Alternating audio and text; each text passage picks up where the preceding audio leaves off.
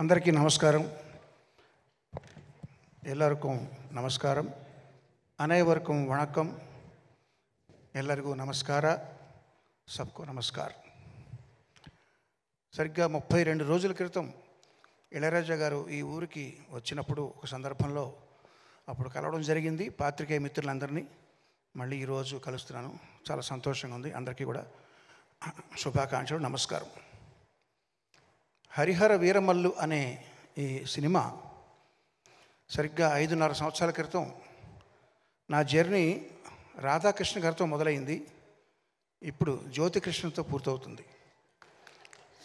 So నేను చాలామంది డైరెక్టర్లతో పనిచేశాను. జ్యోతి చాలా తక్కువ మందిలో నేను చూసింది ఏంటంటే క్విక్గా డెసిషన్ తీసుకోవడం, అందులో వేవరింగ్ లేకపోవడం, ఒకసారి డెసిషన్ తీసుకున్న తర్వాత దానికి కట్టుబడి ఉండడం.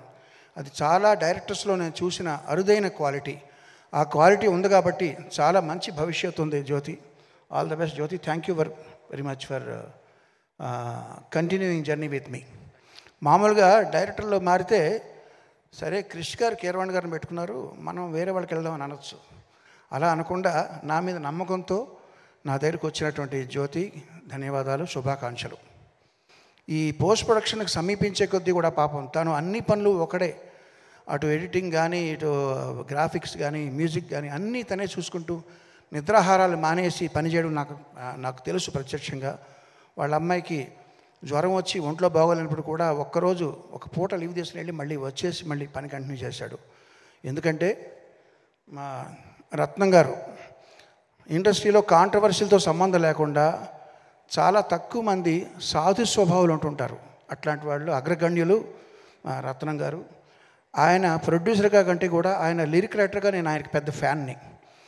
బాయ్స్లో పాటలు, ఇంకా చాలా పాటలు మీరు రాసినవి నాకు చాలా ఇష్టం అండి. సో నా ఫేవరెట్ లిరిక్ రైటర్ అండ్ నా ప్రొడ్యూసర్ రత్నం గారికి, ఆయనకి సినిమా సక్సెస్ అవడం చాలా చాలా చాలా చాలా అవసరం. అండ్ అది భగవంతుడు ప్రసాదిస్తాడు, నేను ప్రగాఢంగా విశ్వసిస్తున్నాను. మన దయాకర్ గారు, ఆయన అసలే ఆర్ఎస్ఎస్ సభ్యుడు. ఆయన సినిమా ఇండస్ట్రీలో జరిగే పార్టీలకి, ఈ హంగామాలకి అతీతంగా ఉంటుంటారు. ఆయన చాలా పెద్ద మనిషి. ఆయన అంటే నాకు చాలా గౌరవం. ఆయన తన వంతు కర్తవ్యం తను నిర్వహిస్తూ ఎవరెవరికి ఏం కావాలో అది సమకూరుస్తూ ఈ సినిమాని ఇంతవరకు తీసుకురావడంలో ఆయన చేసిన పాత్ర చాలా ఉంది. ఇకపోతే నిధి అగర్వాల్, చాలా మనం చూస్తుంటాం టైం ల్యాప్స్ అయ్యే కొద్దీ కూడా, ముఖ్యంగా హీరోస్ కంటే కూడా వాళ్ళకి అదే విధంగా కనబడేలా మెయింటైన్ చేయడం చాలా కష్టం. ఈ 5.5 సంవత్సరాల క్రితం షూట్ చేసిన కొల్లగొట్టిన అదిరో పాటతోనూ ఎలా ఉందో ఇప్పుడు అలాగే ఉంది. ఇప్పుడు తారతారని ఒక పాటలో కూడా అదే విధంగా ఉంది. సో చాలా ఇది ప్రయాసాలు కావాలి దానికి. కంగ్రాట్స్ నిధి, చాలా చక్కగా చేసింది. తన పాత్ర చాలా పోషించింది. ఇక ఈ పాటతో ఫస్ట్ టైం నేను అసోసియేట్ అవుతున్నది రాంబాబు గోసాల గారు. ఒక మంచి లిరిసిస్ట్ని ఇంకొక లిరిసిస్ట్ నాకు పరిచయం చేశాడు జ్యోతి. థ్యాంక్ యూ జ్యోతి. చాలా మంచి ఇది ఉంది, విషయం ఉంది మీలో. అలాగే వరదరాజు గారు, మిగతా లిరిసిస్టులు అందులో కూడా వారికి నా ప్రత్యేక ధన్యవాదాలు. ఒక ఇద్దరు వ్యక్తులు ఉన్నారండి, ఏఆర్ రెహమాన్, ఆది. వాళ్ళలో స్పెషాలిటీ ఏంటంటే ఇట్లాంటి ఆవేశపూరితమైన పాటలు బాగా రావాలంటే కోరస్ పాత్ర చాలా ప్రధానం. ఇందులో మీరు గమనించారో లేదో, సోలో వాయిస్ లేదు, మొత్తం అంతా కోరసే పాడారు. ఇదివరకు మేము ఒక పాట ఎస్పి బాలు, చిత్ర, బృందం అని ఇచ్చేవాళ్ళం క్రెడిట్స్. అలా కాకుండా వాళ్ళు కూడా టాలెంట్ ఉందని గుర్తించి వాళ్ళకు కూడా పేర్లు రావాలి ఆల్బంలో అని మొట్టమొదటిసారి ప్రయోగం చేసి అందరికీ మార్గదర్శకం అయిన ఏఆర్ రెహమాన్కి ప్రత్యేకంగా ధన్యవాదాలు. ఆ రీతిలో ఇక్కడ పాడిన సింగర్లు అందరూ కూడా ఒక్కొక్కళ్ళు సోలో పాడగలిగిన కెపాసిటీ ఉన్న వాళ్ళందరూ కలిసి వాళ్ళ శక్తిని ఇచ్చారు ఈ పాటకి. ఇక ఆది ఎవరంటారా, ఆడియోలో కోరస్ ఎలాగ శక్తి ఇచ్చారో, మామూలుగా మేము ఒక రేంజ్తో చేసిన పాటని 100% నెక్స్ట్ రేంజ్కి తీసుకెళ్లాలంటే లిరికల్ వీడియో చాలా ఇంపార్టెంట్. ఆ లిరికల్ వీడియో అద్భుతంగా చేసిన ఆది అనే అబ్బాయికి కూడా నా ప్రత్యేక కృతజ్ఞతలు, అభినందనలు. అందరి గురించి మాట్లాడాను. ఇప్పుడు పవర్ స్టార్ పవన్ కళ్యాణ్ గారు, ఆయన మీరందరూ ప్రేమగా పవర్ స్టార్ అంటే, నేను అనేది ఏంటంటే ఆయన మూర్తీభవించిన ధర్మాగ్రహం. ఆగ్రహం వేరు, ధర్మాగ్రహం వేరు. ఆగ్రహం మన అందరికీ వస్తుంది. మనల్ని ఎవరో పర్సనల్గా తిట్టినా, లేకపోతే మనకేదో అనుకున్నది జరగకపోయినా, మనం ట్రాఫిక్ జామ్లు ఇరుక్కున్నా, ఇవన్నీ ఆగ్రహం మన ప్రతి వాళ్ళకి వచ్చేది. ధర్మాగ్రహం అనేది సమాజం కోసమో, ప్రజల కోసమో, న్యాయం కోసమో వచ్చే ఆగ్రహం ధర్మాగ్రహం. అటువంటిది మూర్తీభవించిన వ్యక్తి ఆయనకి మాత్రమే సరిపడేలా తీర్చిదిద్దిన ఈ హరిహర వీరమల్లు స్టోరీ, ఇది ఆయన తప్ప ఇంకెవరు చేసినా రాణించదని ప్రగాఢంగా నమ్ముతున్నాను. ఫస్ట్ టైం నేను ఆయనకి చేసే సినిమా కాబట్టి. ఇప్పుడు ఒక విషయం చెప్తానండి, నాలాంటి వాళ్ళకి, మన ఇక్కడ ఉన్న చాలామంది లాంటి వాళ్ళకి సక్సెస్ వస్తే బలం పెరుగుతుంది, ఫ్లాప్లు వస్తే కొంచెం డౌన్ అవుతాం.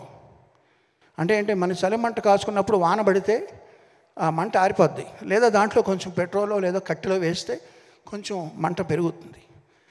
ఇలాగా జయాపజయాలతో సంబంధం లేకుండా దూసుకుపోయే కార్చిచ్చే పవన్ కళ్యాణ్. కార్చిచ్చు మీద ఎంత వాన పడినా అది ఆగదు. అది అట్లాంటి పవన్ కళ్యాణ్ గారికి చేసేటప్పుడు మనం ఎంత శ్రద్ధగా చేయాలి. ఫస్ట్ టైం చేసినా మంచి పేరు తెచ్చుకోవాలి. ఇది పైగా ఏఆర్ నరసింహన్ గారికి ఇది చాలా మంచి పేరు, డబ్బు తీసుకురావాలనే ఉద్దేశంతో ఆ బ్యాక్గ్రౌండ్స్ కూడా స్టార్ట్ చేసామండి. ఇప్పుడు రిలీజ్ అయిన ఇది 3వ పాట. ఇది కాకుండా ఇంకా 3 పాటలు ఉన్నాయి. ఇంకొక బిట్ సాంగ్ ఉంది, దానికంతా ట్రైలర్ ఉంటుంది. ఈ 3 పాటలు, బిట్ సాంగ్, ట్రైలర్ కలిపి 5 ఐటమ్స్ జూన్ 12వ తారీఖున ఎలా రిలీజ్ చేయాలి అనేది ఇప్పుడు నేను ప్లాన్ చేయాలి. అది తక్షణం మా ముందర ఉన్నటువంటి గురుతరమైన బాధ్యత. సో అది వారానికి 1 లేకపోతే వారానికి 2, చాలా ఇంకా 20 డేస్ ఉందా రిలీజ్. ఈ 20 డేస్లో మేము ఇది కాన్సన్ట్రేట్ చేయాలి. సో అదే మా కర్తవ్యం. సో పవన్ కళ్యాణ్ గారు ఇంకో విషయం చెప్తానండి. ఇందులో ఒక ఐటమ్ సాంగ్ ఉంది, తార తార అని ఐటమ్ సాంగ్. ఈ ఐటమ్ సాంగ్లో మీకు తెలుసు, మామూలుగా రొమాంటిక్ గీతాల కంటే కూడా ఐటమ్ సాంగ్లో కొంచెం శృతి మించి ఉంటాయి మాటలు. అందులో ఆయన కోసం మేము ఉద్దేశించి రాసిన కొన్ని వాక్యాలని, లేదండి నేను ఇప్పుడు బాధ్యత ఎక్కువ ఉంది నా మీద, అవన్నీ తీసేయండి, అవి కూడా మీరు తీసేసి మళ్ళీ చేయండి అని చెప్పారు. సో ఆయన నిబద్ధతకి, ఆయన తీసుకుంటున్న బాధ్యతకి అదొక నిదర్శనం. సో అట్లాంటి పవన్ కళ్యాణ్ గారితో ఫస్ట్ టైం చేస్తున్న సినిమా ఇది చక్కగా వస్తుంది నమ్ముతూ, మీరందరూ ఆదరిస్తారని ఆశిస్తూ, జూన్ 12వ తారీఖు కోసం ఎదురు చూస్తూ అందరికీ நமஸ்காரம், ధన్యవాదాలు. சார், எனக்கு உங்ககிட்ட ஒன்று கேட்கணும் சார். நான் ரொம்ப உங்ககிட்ட அதிகம் ரசிக்கிற விஷயம், ஆஸ்கரே கையில் வாங்கினாலும் அலட்டிக்காத யதார்த்தமும், ஒரு வெற்றி உரை வழங்கும் போது நான் எவ்வளோ பெரிய ஆள் தெரியுமா அப்படின்லாம் பீத்திக்காமல், யாரெல்லாம் அதுக்கு உழைச்சாங்க தெரியுமா அப்படின்னு உழைச்சவங்க பேரை முன்னாடி வைக்கிற அந்த பெருந்தன்மை உங்ககிட்ட நான் வியந்து பார்த்துருக்கேன் சார். எப்படி தமிழ் ரசிகர்கள் ராஜா சார் மேலேயும் எஸ்பிபி சார் மேலேயும் ஒரு பெரிய மரியாதை அன்பும் வச்சுருக்காங்களோ, அதே போல் உங்கள் மேலேயும் அதே அன்பும் மரியாதை வச்சுருக்கோம். தமிழ் ரசிகர்கள் அப்படின்னு உங்களுக்கு என்ன சார் தோணும்? நீங்கள் கேட்டது எனக்கு சரியாக புரியல, ப்ரீஃபாக கேளுங்க. எங்கள் தமிழ் ரசிகர்கள் ராஜா சார் மேலேயும் எஸ்பிபி சார் மேலேயும் எவ்வளவு மதிப்பும் அன்பும் வச்சுருக்கோமோ, அதே அன்பு மதிப்பும் கீரவாணி சார் மேலே வச்சிருக்கோம். ரொம்ப நன்றி. அந்த அன்பும் மதிப்பும் அது பார்க்கும்போது உங்களுக்கு என்ன சார் தோணும்? தமிழ் ரசிகர்கள் அப்படின்னா உங்களுக்கு என்ன சார் ஞாபகம் வரும்? ஒரு சின்ன பையன் வீட்டில் விளையாடும்போது என்னென்னமோ பேசுவான், தப்பு பேசுவான், சரியாக பேச மாட்டான். அவங்க வாய்க்கு வளர்ந்ததெல்லாம் பேசுவான், கைக்கு வந்ததெல்லாம் தொடுவான், சாப்பிட ட்ரை பண்ணுவான். அது எல்லாம் பெரியவருக்கு எப்படி தோணும்? ஓ நல்லா இருக்கே, ரொம்ப ரொம்ப செல்லமாக பாசமாக பார்த்துட்டு இருப்பாங்க. அதெல்லாம் தப்பு நினைக்க மாட்டாங்க. அப்படி தான் நான் நினைக்கிறேன். இந்த யதார்த்தமும் எளிமையும் தான் சார் உங்கள் மேலே எப்போதும் நாங்கள் அதிகமாக அன்பும் நேசம் வச்சுருக்கிறதுக்கு காரணம். நன்றி சார். ரொம்ப நன்றி.